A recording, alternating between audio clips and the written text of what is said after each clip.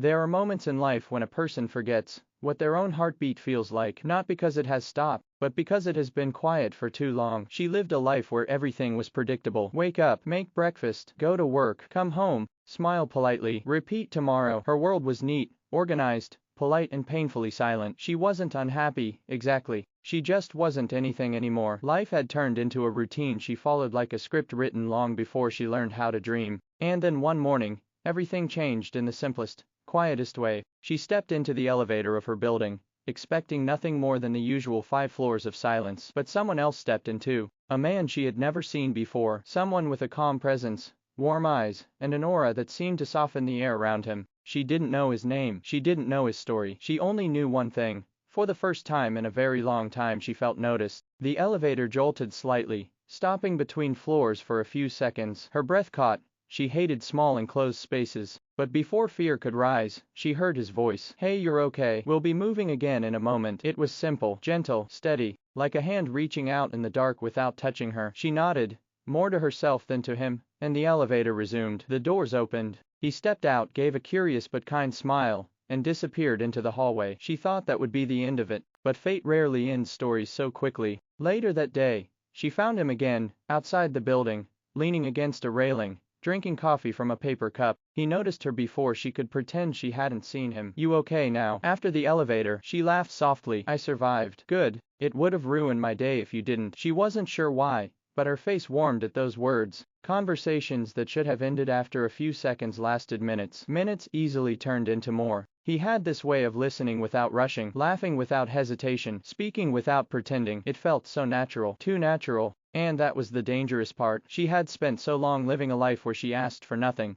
expected nothing, and felt nothing, that this small warmth inside her felt almost forbidden. But she didn't pull away. She didn't hide. Something inside her, something quiet and forgotten, began to wake up. Days passed, then a week, and they kept running into each other, by accident, by coincidence, or maybe something deeper. Each meeting held the soft, fragile magic of two strangers slowly becoming something else. He learned how she always held her breath before entering elevators. She learned he loved music more than people assumed. He learned she sometimes forgot to take care of herself. She learned he cared too much about everyone except himself. They didn't call it friendship. They didn't call it anything. It simply was. One evening, after a long exhausting day, she found him waiting near the lobby. Not intentionally. He had groceries in one hand and a phone in the other. But when he saw her tired eyes, he spoke softly. You look like you need a break from the world. She didn't deny it. Without overthinking, he asked, come with me. For a moment, there was no expectation in his voice, no pressure, just an invitation to breathe. She followed him up the stairs to the rooftop. The city lights stretched endlessly across the horizon. The wind was cool, brushing against her skin like a reminder she had forgotten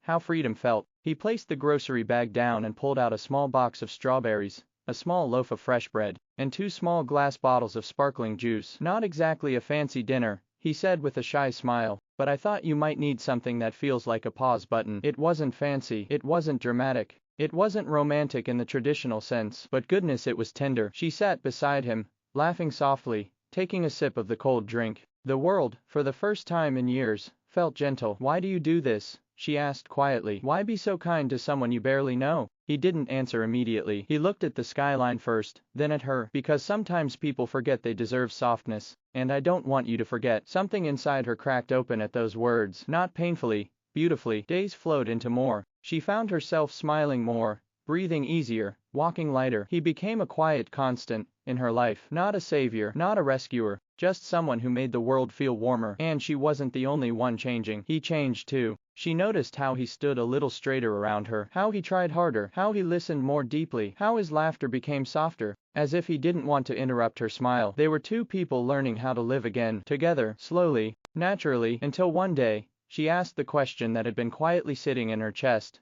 Why me? He smiled, slow, warm, sincere. Because the first time I saw you, I didn't see someone tired or quiet or hidden. I saw someone who had forgotten her own light. And for some reason, I wanted to see it again. Her heart felt full in a way she didn't recognize. Full and safe. But she wasn't ready for love. Not yet. Not after years of living half alive. He understood that. He never rushed her. Never pushed. Never asked for more than she could give. Instead, he stayed. Stayed through her doubts. Stayed through her fears. Stayed through every moment she wasn't sure she deserved happiness. And one quiet afternoon, something unexpected happened. She laughed. Not a polite, Soft laugh, a real laugh, the kind that shakes your shoulders and warms your chest. He froze for a moment, eyes softening as he watched her, and she realized he wasn't falling in love with her. He already had, and she was beginning to fall too, but slowly, tenderly, like a flower opening after a long winter. Life didn't suddenly become perfect. She still had bad days. She still had moments where she doubted herself. She still had fears, but she wasn't alone anymore. He was beside her,